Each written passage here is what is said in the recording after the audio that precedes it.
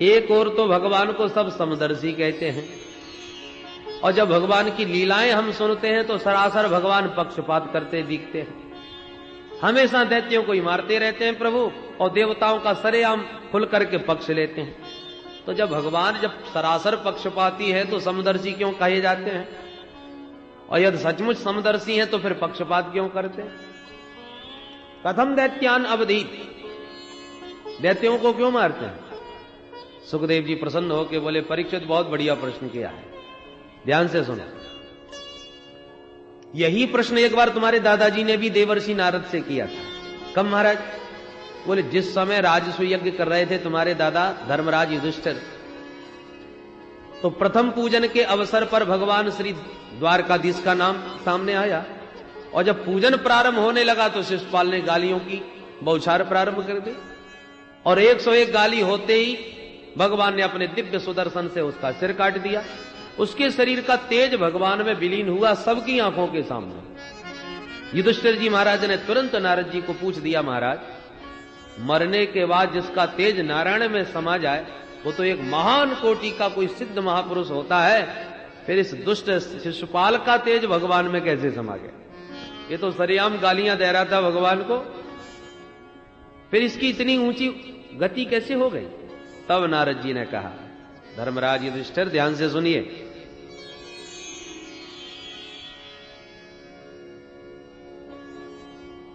भगवान की घोषणा है, ये यथा माम प्रपद्यन्ते तांस तथैव भजाम्यहम्। जो भगवान को जिस भावना से भजता है भगवान उसे उसी भाव से स्वीकार करते हैं। जो मित्र बनाते हैं भगवान उनके मित्र बन जाते हैं, जो शत्रु बनाते हैं उनके लिए भगवान शत्रु बन जाते हैं। अब ये तो उपासनाओं का भेद है, भगवान में भेद थोड़ी है। भगवान ने तो छूट दे रखी है, जो चाहो सो बना लो, शर्त एक है कि मेरा चिंतन करो। जो सतत मेरा चिंतन करेगा उसे प्राप्ति मेरी निश्चित होगी, चाहे वो बैर से करे चाहे प्रेम से करे। तस्मात् केनाप्युपायेन मनः कृष्णे निवेशे। और एक बात बताएं, मित्र से ज्यादा चिंतन शत्रु का होता है। मित्र को तो जब चर्चा करोगे तब याद आएगी मित्र की, और शत्रु को भुलाना भी चाहोगे तब भी बार बार याद आएगा। मैं भूल नहीं सकता, उसने मेरे साथ ऐसा किया, वो मेरे से ऐसा बोला। शत्रु पग पग पर याद आता है। इसलिए जहां भगवान के भक्त माला लेके भगवान को याद करते हैं वहां दुष्ट भी भगवान को कम याद नहीं करते, वो भी दिन रात भगवान को याद करते हैं, भले ही बैर भावना से सही। एक बार दुष्टों ने भगवान से कहा, सरकार हम ना होते तो आज आप भी ना होते। भगवान बोले, क्या मतलब? दुष्टों ने कहा, महाराज जब हम बहुत ज्यादा दुष्टता करते हैं, चारों तरफ खूब आतंक फैलाते हैं, तभी तो आपका अवतार होता है। अरे रावण ने आतंक मचाया तो राम जी को आना पड़ा, कंस ने आतंक मचाया तो कृष्ण कन्हैया को आना पड़ा, तो आपको आना तो हमारी वजह से पड़ता है ना, तो आपके आने का फायदा भी हमको मिलना चाहिए। क्या फायदा चाहते हो? बोले महाराज हमारा भी उद्धार करो। भगवान बोले तुम हमारा भजन करो। दुष्टों ने कहा भजन ही करने लग गए तो दुष्ट ही किस मतलब के? ये भजन पूजन हमारे बस की बात नहीं है। होए भजन नहीं तामस देहा, हम तामसी लोगों से भजन नहीं होगा। तो क्या कर सकते हो? बोले महाराज आपको गालियां दे सकते हैं, आपसे झगड़ा कर सकते हैं, हम असुरों की प्रवृत्ति जैसी है तदनुसार आपसे संबंध जोड़ सकते हैं। आप चाहो कि माला लेके भजन करें, हमारे बस की बात नहीं। भगवान बोले चलो कोई बात नहीं, भजन नहीं कर सकते तो बैर करो, कुछ तो नाता जोड़ो हमसे। और भगवान ने बैर का संबंध स्वीकार करके असुरों को भी वही गति दी जो अपने प्यारे भक्तों को प्रदान करते हैं। भगवान का धाम कितनी साधना करके भक्तों को प्राप्त होता है, और जो राक्षस लड़ने आते हैं उन्हें भगवान एक बाण मार के अपने धाम में भेज देते हैं। एक ही बाण प्राण हर लीना, और दीन जानते हैं निज पद दीना। प्राण तो हर लिया पर बाद में भेजा कहां? बोले निज पद दीना, अपना परम पद प्रदान कर दिया। तो बताइए कितना सस्ता। जो दिन रात गाली दे रहे थे, भगवान को मारने खाने के लिए दौड़ रहे थे, और भगवान ने एक बाण मार के अपने घर भेज दिया। तो कल्याण तो उनका भी हुआ कि नहीं? इसलिए भगवान कहते हैं कि कैसे भी मुझ में मन लगाओ, प्रेम से या बैर से। भृंगी कीटन न्याय से बैरियों का भी उद्धार हो जाता है। एक भृंगी होता है जो किसी कीड़े को पकड़ के मिट्टी में कैद कर देता है और उस मिट्टी के ढेर के ऊपर गुनगुनाता रहता है। अब मिट्टी के भीतर कैद हुआ कीट निरंतर भयाक्रांत हुआ। उस भृंगी का चिंतन करते करते एक दिन स्वयं भृंगी बन के मिट्टी से बाहर निकल पड़ता है। तो था साधारण सा कीड़ा, परंतु भयाक्रांत होकर भृंगी का चिंतन करते स्वयं भृंगी बन गया। ऐसे ही भले ही कोई भय से भजन करे या बैर से भजन करे, उसे प्राप्ति परमात्मा की ही होगी। बोल वृंदावन बिहारी लाल की। काम क्रोध भय आदि ये अच्छी वृत्तियां नहीं, पर यह वृत्ति भी यदि परमात्मा से जुड़ जाए तो कल्याण का साधन बन जाती है। इसलिए नारद भक्ति सूत्र में नारद जी महाराज ने कहा है, तदर्पित खिलाचारः सन् काम क्रोधाभिमानादिकमपि तस्मिन् नैव करणीयम। काम क्रोधादिक वृत्तियों को मारना बड़ा कठिन है। मार नहीं सकते तो मोड़ के भगवान से ही जोड़ दो, कल्याण हो जाएगा। महाराज आज तक किसी का कल्याण हुआ है? काम ऐसा, क्रोध ऐसा, रजोगुण समुद्भव। अरे सब नरक के पंथ शास्त्रों ने बतलाए हैं, रजोगुण इनका बाप है, इनसे कल्याण कैसे होगा जीव का? बोले देखो एक एक का प्रमाण। गोप्यः कामाद भयात् कंसो द्वैसा चैद्यादयो नपाः संबंधात् वृष्णय स्नेहात् यूयं भक्त्या वयं विभो। अब जरा देखिए प्रमाण। काम की वृत्ति को संसार से हटाकर गोपियों ने श्री कृष्ण से जोड़ दिया तो गोपियों का कल्याण हो गया। प्रेमैव गोप रामाणाम काम इत्यगमत प्रधाम। गोपियों के पावन प्रेम को ही यहां काम की संज्ञा मिली है, यह ध्यान रखिए।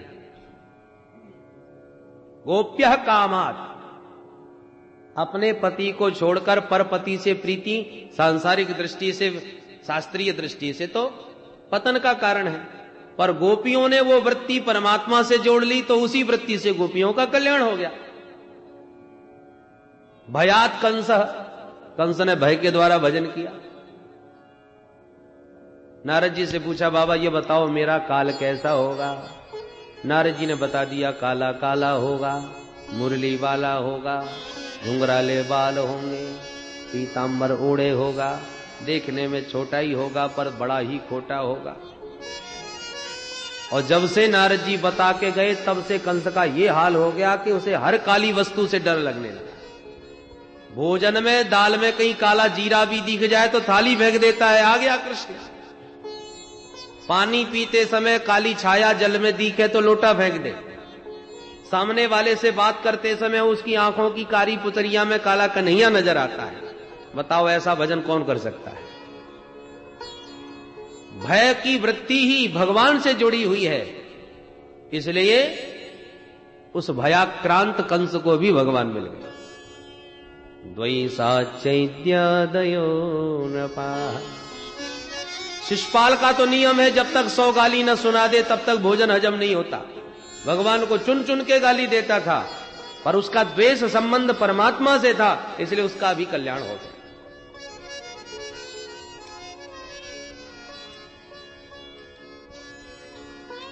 कुछ लोग जा रहे थे पैदल और जंगल की झाड़ी में कुछ प्रकाश दिखाई पड़ा। एक ने समझा कोई दीपक जल रहा है, एक ने समझा कि शायद आग लग रही है, एक ने समझा शायद कोई मणि है। ये इतना जगमगाता प्रकाश, ये तो किसी मणि का प्रकाश प्रतीत होता है। अब वस्तुतः थी वो मणि ही, पर यदि उस मणि के प्रकाश को कोई दीपक बुद्धिया चल पड़े, दीपक का प्रकाश समझ करके उधर बढ़े, तो क्या मणि की कीमत कम हो जाएगी? यदि उसकी 50 लाख की कीमत है तो जो दीपक समझ के उसके पास बढ़ा, उसके लिए क्या वो 10 लाख की हो जाएगी? अथवा जो वस्तुतः उस मणि के स्वरूप को समझकर ये कोई मणि चमक रही है, ऐसा तत्वतः उसके स्वरूप को जान करके जो बढ़ा, तो क्या उसके लिए मणि 1 करोड़ की हो जाएगी? अरे मणि की कीमत तो जितनी है, जैसी है वैसी ही रहेगी। चाहे कोई दीपक समझ के दौड़े, चाहे अंगारा समझ के दौड़े, चाहे मणि समझ के, जाने वाले को पाने वाले को तो उतने ही कीमत की मणि मिलेगी। उसी प्रकार भगवान तो भगवान ही है। चाहे भगवान को कोई शत्रु समझ के दौड़े, चाहे मित्र समझ के, चाहे पुत्र समझ के, जो भी समझना चाहे समझ ले, पर भगवान के निकट जो पहुंचेगा उसे प्राप्ति तो भगवान की ही होगी। भगवान की प्राप्ति में कहीं कोई कमी नहीं आएगी। इसलिए कैसे भी कोई दौड़े, कैसे अभी भगवान से संबंध जोड़े, पर भगवान से संबंध अवश्य होना चाहिए। बैन की तरह नास्तिक मत बनो। बोलो जय श्री कृष्ण।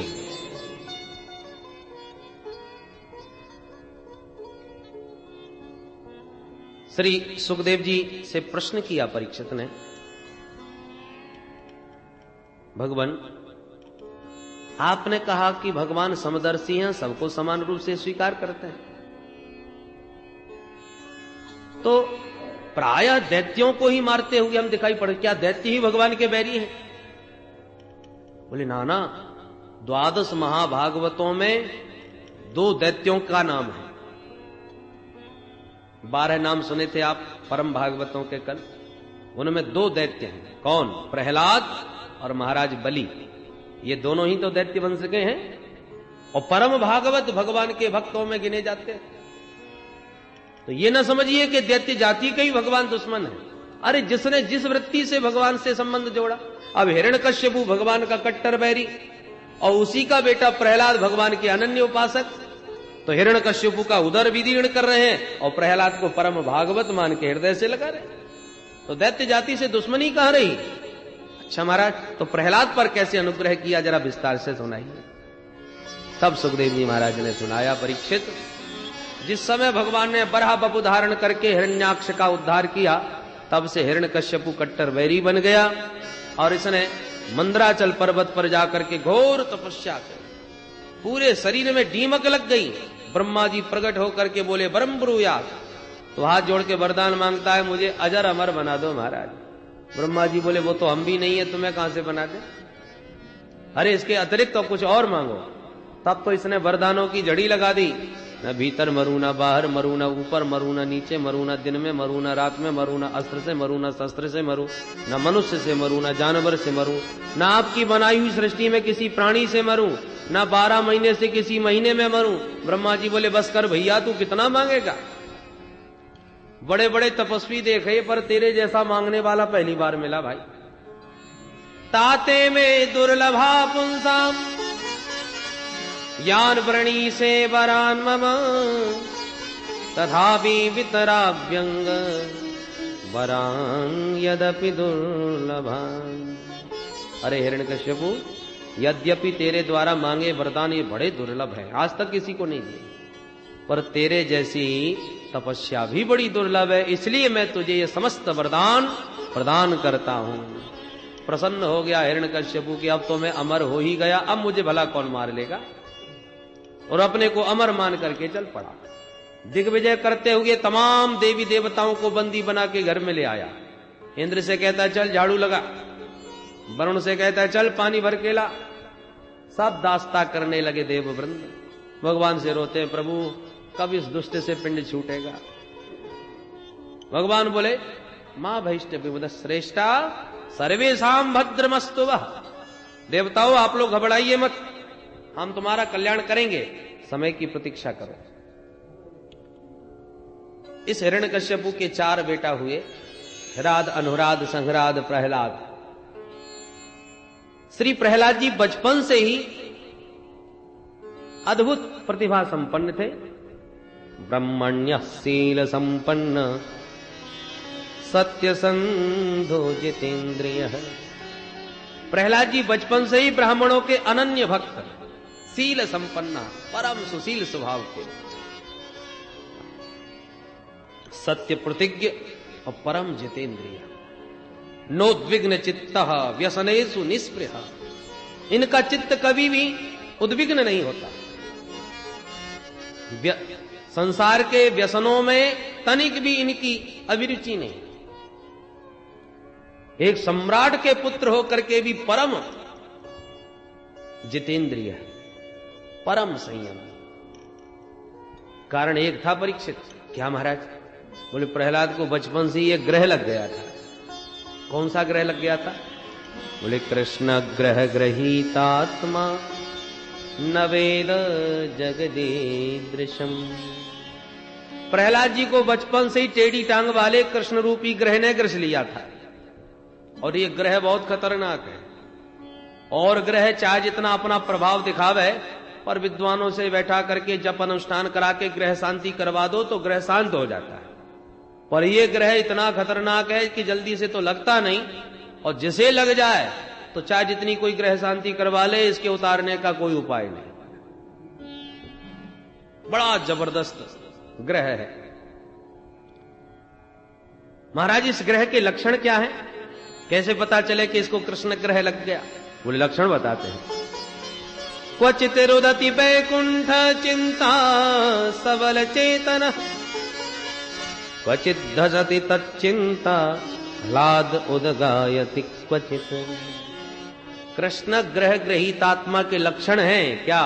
बोले कभी प्राय वो रोता बहुत है, जब भी बैठेगा आंखों में आंसू बहाता रहेगा, और कभी कभी उच्च स्वर से हंसने भी लगता है, तो कभी मुक्त कंठ गाने लगता है, तो कभी खड़े होके नाचने लगता है।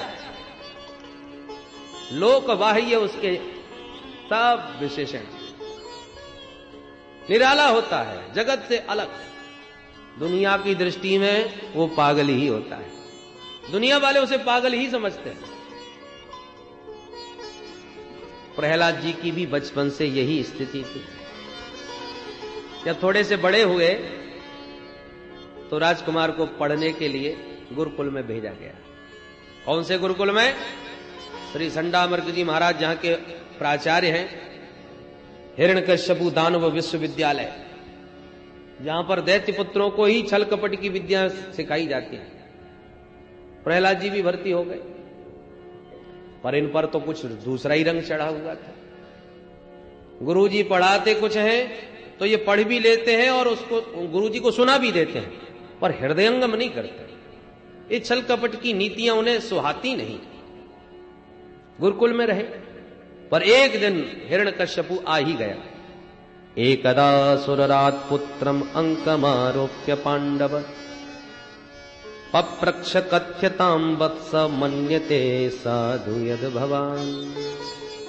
बड़े प्यार से अपने पुत्र को हृदय से लगाकर सिर सूंघकर प्रीति पूर्वक प्रश्न किया हिरण्यकश्यपु ने, बेटा मन्य से साधु यद भवान, तुमने अब तक के स्वाध्याय काल में उत्तम बात क्या मानी है? सबसे बढ़िया पाठ कौन सा सीखा है? वो हमें भी बताओ जरा।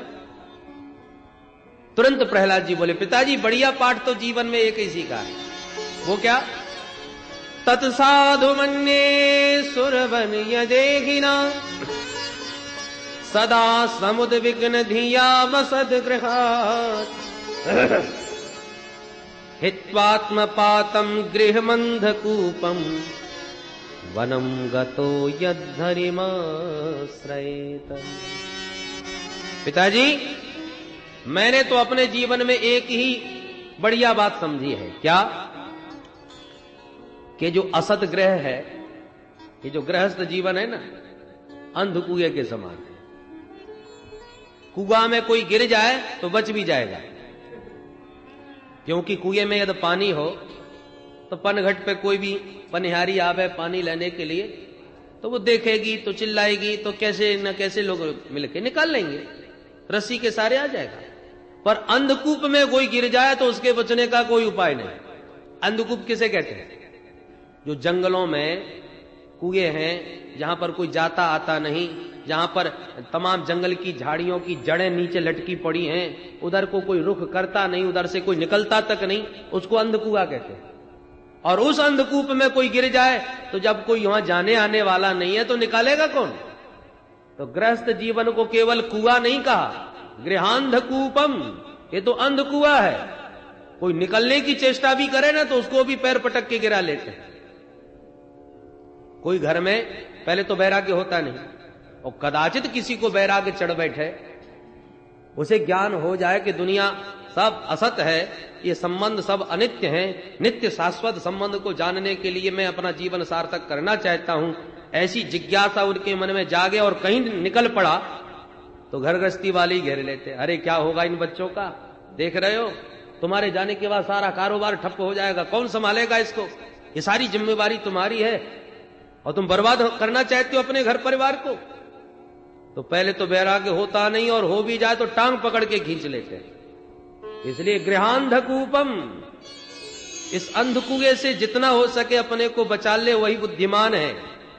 और बचाने के बाद कहां जाए, बोले वनम गतो यद्धरिमाश्रयेत, वनम वृंदावनम, गतः हरिम श्री कृष्णम आश्रयेत, वृंदावन में जाकर के भगवान श्री कृष्णचंद्र के पाद पद्मों का आश्रय ग्रहण कर ले, बस यही जीवन का सार है।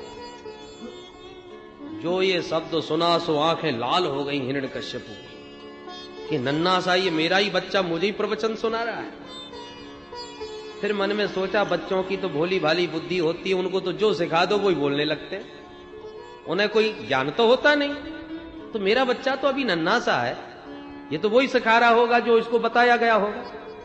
तो बच्चे को गोद से उतार के कहा, बेटा जाओ जरा अपने आचार्य जी को हमारे पास भेजो। तो प्रहलाद जी गए, गुरुजी आपको पिताजी याद कर रहे। संडामर्ग जी आए, कहो सरकार अचानक कैसे आना हुआ। बोले वो तो मैं बाद में बताऊंगा, पहले ये बताओ मेरे बेटे को आजकल तुम पढ़ाते क्या हो। बोले सरकार आपने जो शिक्षा नीति निर्धारित की है हमारे यहां वही सब पढ़ाया सिखाया जाता है।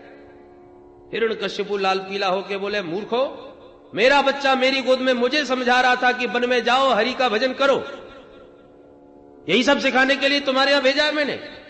संडामृग जी थर थर कांप के, महाराज आपकी सौगंध खाते, ऐसा हमारे विद्यालय में एक भी कोर्स नहीं है, कोई पुस्तक ऐसी नहीं पढ़ाई जाती।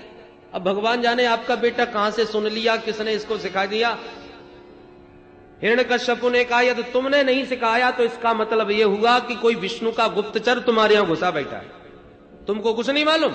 अब वो ऊटपटांग मेरे बेटे को भड़का रहा है, उल्टी सीधी बातें सिखा रहा है, और मैं तुम्हारे भरोसे तो अपने बच्चे को तुम्हारे विद्यालय में छोड़े बैठा हूं।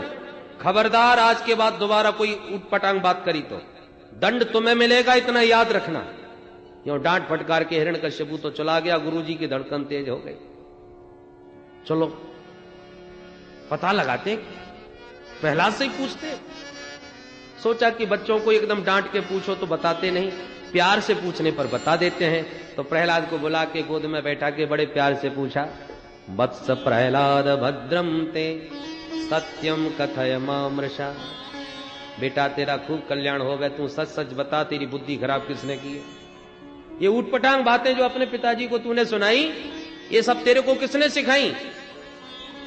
प्रहलाद जी हंस करके बोले, जय हो प्रभु, मैं उस परमात्मा की माया को प्रणाम करता हूं कि जो जीवों को कल्याण की बात कहे तो उस कल्याण की बात को कहने वाले को संसार के लोग उल्टी खोपड़ी वाला बताते हैं। धन्य है भगवान की माया का चमत्कार। जिसको सर्प काट लेना उसको कड़वा नीम भी मीठा लगने लगता है। भिन्न स्वाद, वस्तुतः वस्तु जिस स्वाद की है उससे भिन्न स्वाद आता है, इसका मतलब तुम्हारे अंदर बीमारी है। कड़वा नीम आपको मीठा लग रहा है और मीठी मिश्री कड़वी मालूम पड़ रही है, इसका मतलब तुम बीमार हो। संसार का विषय रूपी विष में जो संलग्न है उनको भी सब जो रसमय परमात्मा है, रसो वही सह, वो कड़वे मालूम पड़ते हैं, फालतू के नजर आते हैं। और संसार के जो विस्तुल्य विषय हैं वो मीठे नजर आने लगते हैं, उनमें निरंतर भाग रहा है। ये भगवान की माया का ही तो रोग का लक्षण है। भगवान की माया रूपी रोग जैसे लगा है उसका यही हालत होता है। अब तो गुरु जी की आंखें और लाल हो गई। ए मूर्ख, तू हमसे पढ़ने आया है कि हमको पढ़ाने आया? लाओ तो मेरा डंडा, मैं इसकी अकल ठीक करूं। दैत्यों के चंदन जैसे वन में यह कांटे का पौधा कहां से पैदा हो गया? दैत्य चंदन बने जातोयम कंटक द्रुमः। बहुत डांटा प्रहलाद जी को संडामर्ग जी ने।